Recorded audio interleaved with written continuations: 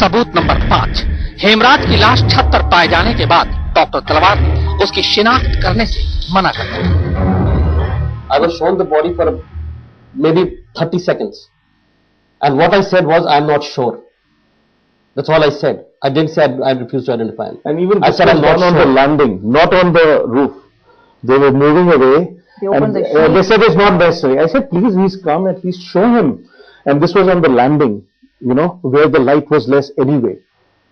So, what do you expect? And he said that, look, I'm not sure.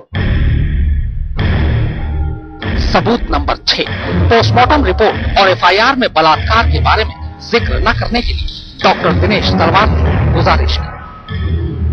We were in the postmortem house. This place was extremely dirty. We had been waiting for 2.5 hours. All I said was that within the rules, if this postmortem can be expedited, please help us. That's it. That was the sum total of the help. I wanted a proper, thorough postmortem to be done. And I was afraid that the Noida Health Administration may not have those capabilities, and I was only requesting, please make sure that your best people are there on the job. सबूत number 7, पूर्व police अधिकारी के गौतम के बयान और call details के मुताबिक हेमराज की लाश छत पर इत्तेफाक से नहीं मिली, बल्कि लाश तलाशने के लिए वहां उन्हें खास तौर पर भिजवाया गया। अगर ये किसी के ऊपर इस तरीके से इल्जाम लगाते हैं तो उनके पास कुछ अगर सबूत नहीं है तो ये किसी भी फादर के ऊपर इस तरीके का इल्जाम किसी भी तरीके से नहीं लगा देना चाहिए। कि उनको 100% नहीं 200% श्योर होना चाहिए जब आप किसी के ऊपर इस तरीके का इल्जाम लगाते हैं। और मैंने कोई ऐसी चीज नहीं है, कोई ऐसा टेस्ट नहीं है जो सीबीआई ने बोला, जो मैंने करा नहीं जब उन्होंने बोला, और उसके बावजूद अगर ये इस तरीके से करते हैं तो एक बहुत ही दुखद और एक बहुत ही बुरी तरीके की बात है ये।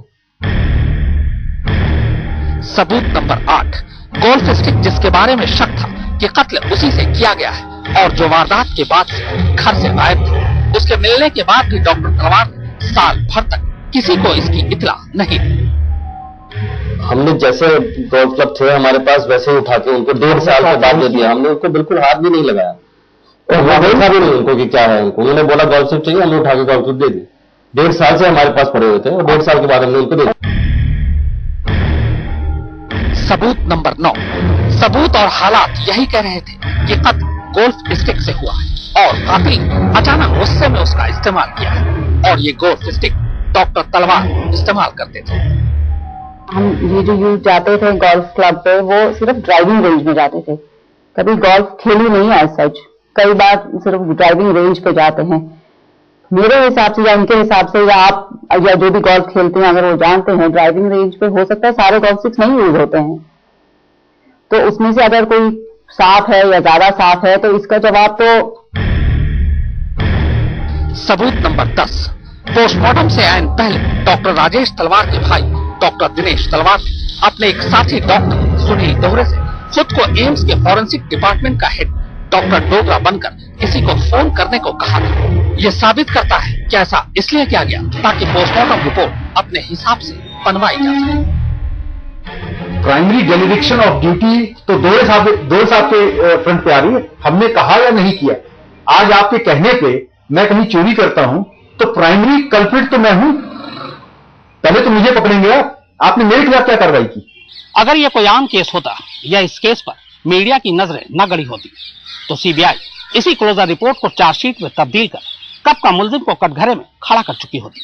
लेकिन इस केस को लेकर पहले दिन से जांच एजेंसी की जो सीजालेदर हुई है उसने सीबीआई को इतना डरा दिया कि खुद उसके सबूत सवाल बन गए और सवाल सबूत। यही वजह है कि अब इस केस का यह हश्र है। कैमरा में मदन प्रसाद के साथ शम्स ताहिर खान, दिल्ली, आज तक।